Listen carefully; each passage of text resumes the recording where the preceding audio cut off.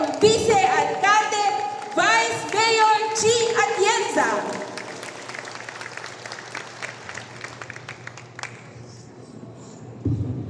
Magandang umaga. Kamusta po kayo?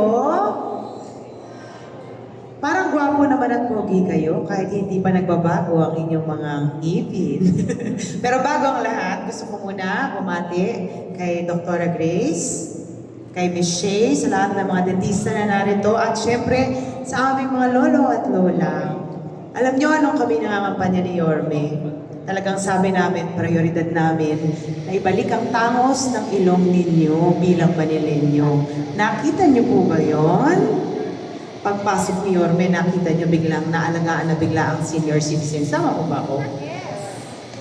Pero ang hindi ko aakalain, hindi lang pala tangos ng ilong ang pangyayari, kundi gaganda at popogi pa kayo dahil sa inyong ngipin. Kaya palakpakan po natin, lalo na si Kagawa Jason, ang powerhouse of power tools na tumulong po sa amin.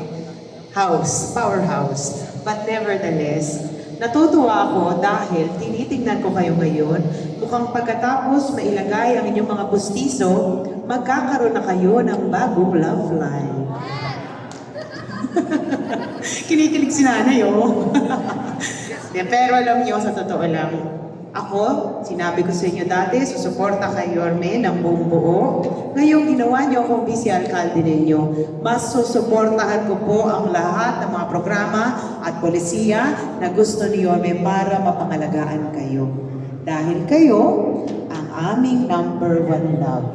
Kaya maraming salamat po sa inyo lahat at naway ma-enjoy nyo ang inyong mga bagong mukha mamaya pagkatapos ito maisalpak sa inyong mga bibig. Good morning at Manila! God first! Thank you, Vice. Thank you po, Vice. Okay. And now, ang pinakahihintay po nating lahat, ang mensahe mula po sa ating dakilang Yorme ng Maynila, Mayor Francisco Isko Moreno Domagoso.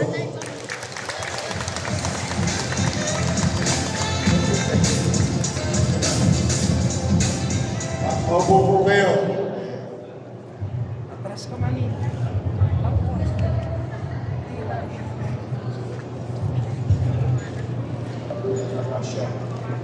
Anyway,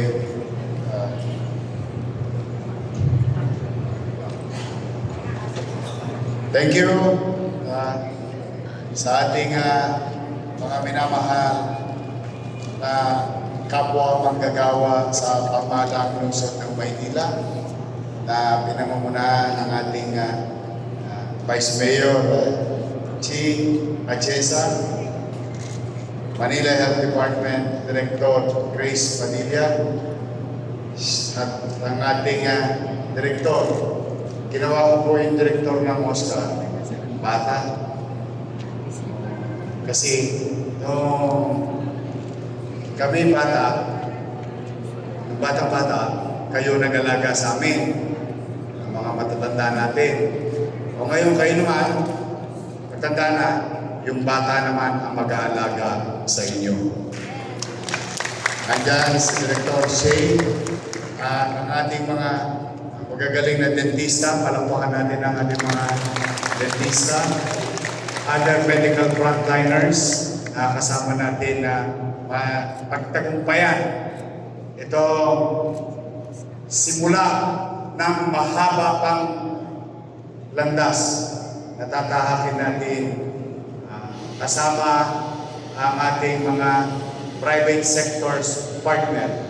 Natutuwa po ako, pagkaman wala tayong pera-pera pero ang daming nagdo-donate sa lungsod ng Maynila.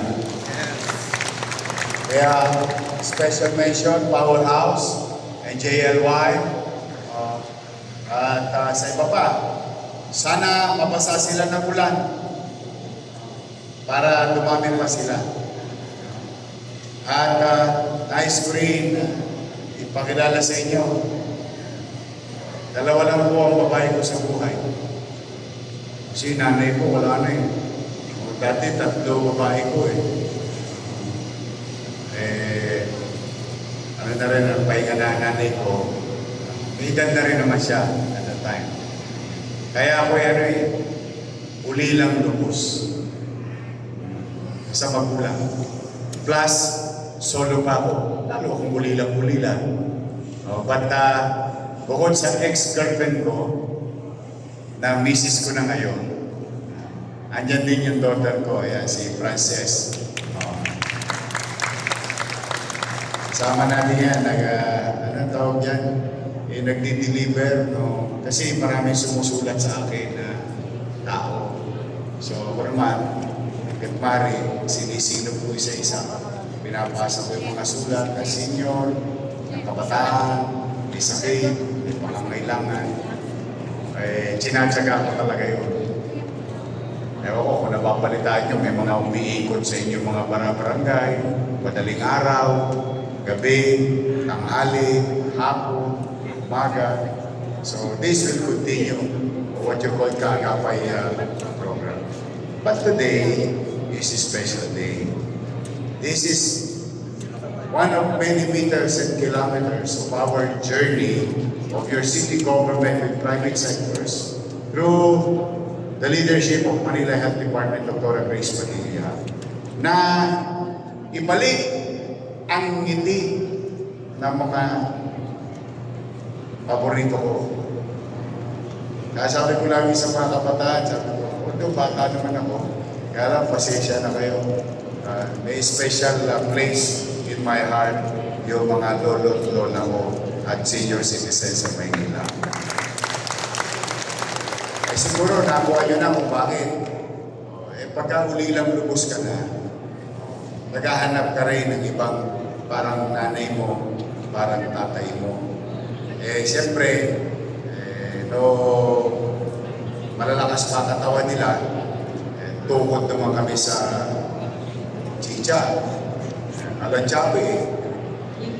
Nung ako naman ang lumakas at nakaluwag sa buhay, I wanted to give back to my parents. Kaya lamang, uubusin ka talaga ng birthday. Talagang ang birthday ko po konti araw-araw. Nataon naman na wala na sila. So if I can do it also to our senior citizen in the city of Manila. As like, para ko kayong nanay, para ko kayong tatay, ma-extend ko naman yung kukulangan ko pa sa aking magulang. Saka at the same time, giving added value and importance to our elders. Kasi yun ang gusto ko matutunan ng mga bata Ngayon kasi nakakaligtaan na ng mga kabataan yung halaga ng mga matatanda sa pamayanan natin. Hindi mo naman masisi, dala ng siguro mas marami silang oras manood, or maglaro, or because of technology, minsan nakakaligtaan na nila. Di ba, ewan ko kung nakaka-experience kayo nito, di ba sa bahay, parang dinadaanan ka lang. Hindi ka batiin. So nakakaligtaan na. So I want to inculcate to the young ones,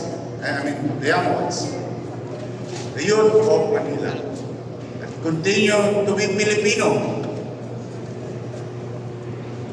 Because if there is one good trait or values of being Filipino as human being in the world, we as Filipinos, not only Manileños, as Filipinos, we continue to give value and importance and love and care for our elders. Yun ang uniqueness. Alam mo, sa Estados Unidos, pag ganyan-ganyan na edad mo, lalo kumukunti na lang ang birthday mo, ilalagay ka na sa bahay ng kung ano man, at doon ka na mag-isa. Ito, napansin niyo ba? Ewan ko kung nanonood kayo sa social media. Di ba may post? Kilala niyo si Bruce Willis, di ba? Sikat, mayaman, makisig, nagkasakit. Yun, dinadala sa alagaan ng mga matatanda. Buti na lang, Demi Moore, dati niyang asawa, took care. Sa kanila, ang matanda, para bang o tapos ka na, o pahinga ka na. Sa atin hindi. Hanggang dulo, hanggang huling hininga ng mga matatanda natin, ipinararamdam natin sa kanila yung pagmamahal. Yung simple joy. Period of time and affection.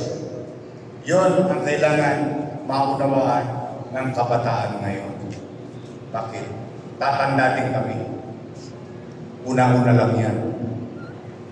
But there will come a time we're gonna get old. At remember, may kasabihan ng mga matatanda at mga guro sa paaralan. Kung ano ang tinanim mo, siyang aanihin.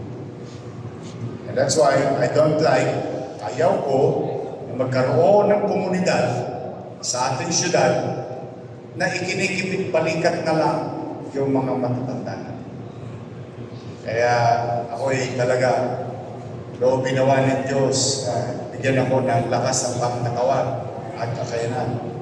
Sa maliit naming kaparaanan, patuloy namin ipararamdam ng pamahalaang lungsod ng Maynila under my watch on how we care and love our senior citizen in the city of Manila.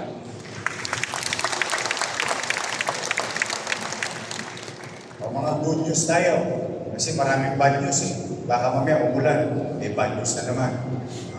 Baka bumakain. Good news. Ay di siyempre, bago na pustiso. Buka-buka na. Ang mga ngiti.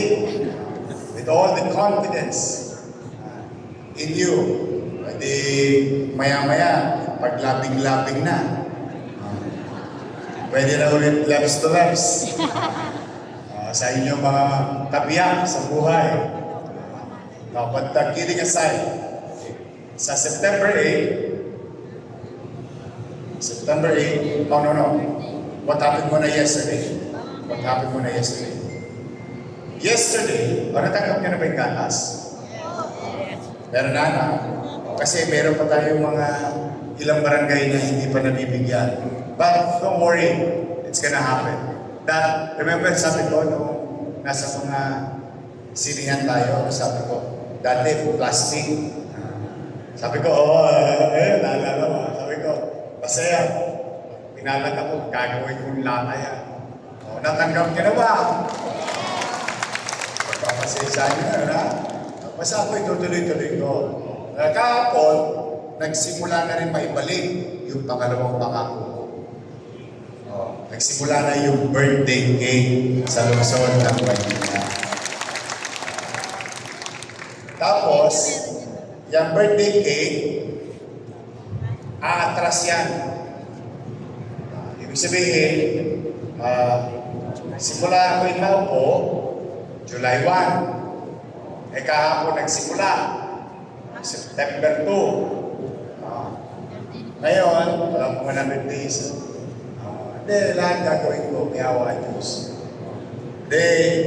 Sinabi ko pa atras, ang implementation niyan, hindi September 2, hindi September 3, hindi September 4. Starting July 1. Ibig sabihin, aatras tayo, hahabulin ko yung aking sinimulan ng pagmumuno. So lahat na may birthday ng July 1, July 2, 3, 4, 5, 6, August, until maging updated, plus yung daily na may birthday, ibibigay na yung cake sa kanya-kanya yung tahanan. May birthday cake na. Kahapon, nagsimula tayo. Isang araw lang isang araw lang. Umabot tayo yung almost 1,100 senior citizen. Hindi na. Saka ibang flavor. Saka gusto ko makita niyo yung design. Elegante. It's a small token. As I have always been saying, as I have been saying many times, it is not the amount. I've been telling those politicians, It is not the amount. It is not how much. It's the act itself. Don't be confused. Sabi ko sa kanilang araw. Yung pag ang tao, hindi mo naman yan, don't underestimate the people in understanding things. It is about the thought and the act of it. Sabi ko. So, nag-umpisa na yung birthday cake. Oh, that's one. Tuloy-tuloy na yan. Yorme, birthday ko, June 30. Huwag ka mag-alala next year. Birthday ko, January 1. January 1, meron na. Ha? August 1? Meron. Meron yun. Kasi nga, patras. Tapos, abante. Ayan, ha? That's one. That's two. 3. Abangan ninyo. Nagkagayak na ako. May konti kami pamasko sa inyo. Ulit. Nagano talaga ako. Para ako, anong tawag ng mga matatanda natin ng araw, yung pera nasa panyo? Nagsisilid ako lagi eh. Tatabi ako yung baby. Basta meron kayo sa akin. Nagsusube, Yorme. Pagdating ng Pasko. Nakita ko nga yung isa, nung pinagprubahan ko yung design, sigurado ko, yung dalawang bagay na yun, yung isa magagamit nyo tuwing umaga, sigurado ko yung isa, magagamit nyo kahit nasaan kayo. Lalo na sa mga senior citizen natin. Third, gusto kong ibalita. Meron tayong MRI machine. Meron tayong CT scan machine. Tanong, gusto ko lang mag-survey kasi gusto ko makita yung damdamin ng tao. Sino dito ang nakakaalam na meron tayong MRI machine? Except na yung sinabi ko. Sino nakakaalam na may MRI machine tayo? Taas ang kamay. 1, 2, 3, 4, 5. So, ngayon nyo lang nalaman na meron tayong MRI machine sa ospital ng Maynila. Ngayon lang. Nung first start ko, nung binigyan ninyo ako ng pagkakataon, di ba tinayo namin yung ospital ng Maynila? Meron yung MRI machine. Sino ang nakakalam doon sa bagong ospital ng Maynila? Merong CT scan machine. Taas ang kamay. 1, 2, 3, 4. So hindi nyo rin alam. Meron tayong MRI machine, meron tayong CT scan machine. Ang halaga niyan, by the hundreds of millions. Ganun kamahal yan.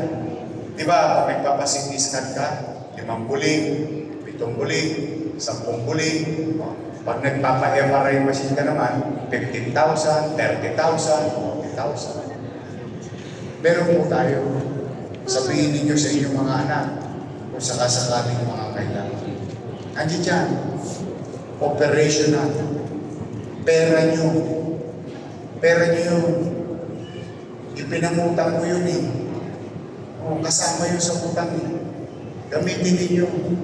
Kaya sabi ko nga, di ba, kahit na nung pagpapako nila sa akin sa krus nung nakaraan, hindi ako mahiyang ipangutang, ipanghiram para sa taong bayan. Because that's who we are as a parent. Gagawin mo lahat para mairaos ang iyong mahal sa buhay. Tama ba? Oh. Meron tayong mammogram.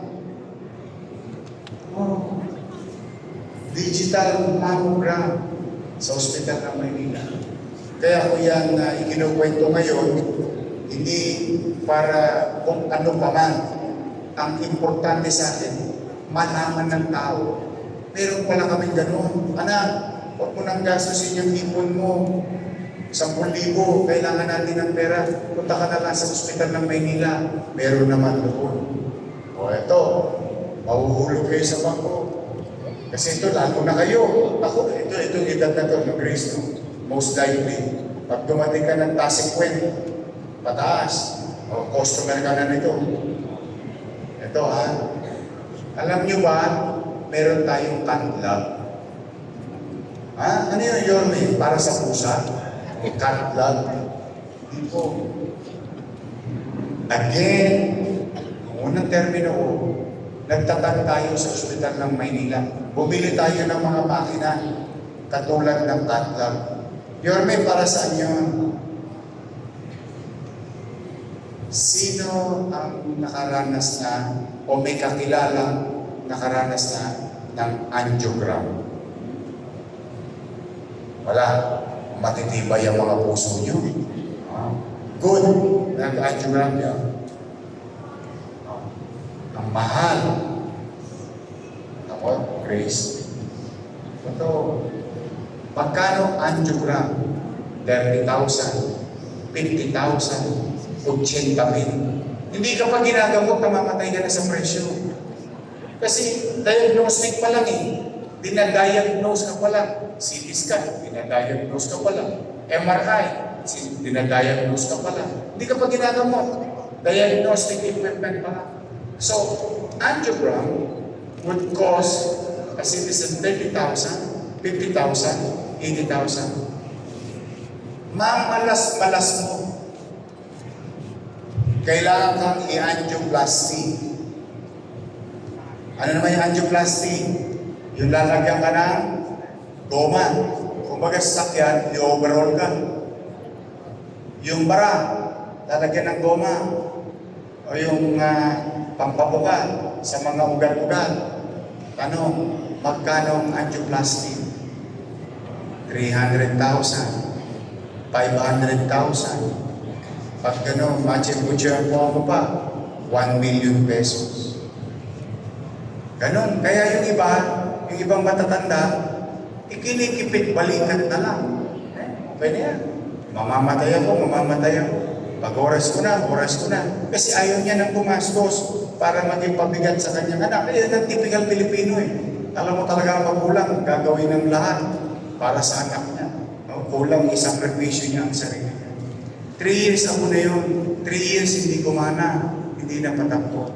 O ngayon, ang good news ko sa inyo, September 8, bubuksan na ang cat lab sa lungsod ng Maynila. Mag-uumpisa tayo angiogram. Kasi ang gumagawa ngayon sa gobyerno, PGH at saka Heart Center, national government. Magiging katulong tayo nila. Bakit? May sarili tayong pasilidad. In fairness to them, tinitraining naman nila tayo. Magiging partner naman nila tayo. Habang tayo, ginagamit natin yung angiogram concept o diagnostic way, matututo tayo maging mag-angioplasty. Tanong, Yorme, magkano? Kasi sa private, 30,000, 80,000. Magkano sa Maynila? DY. Wow!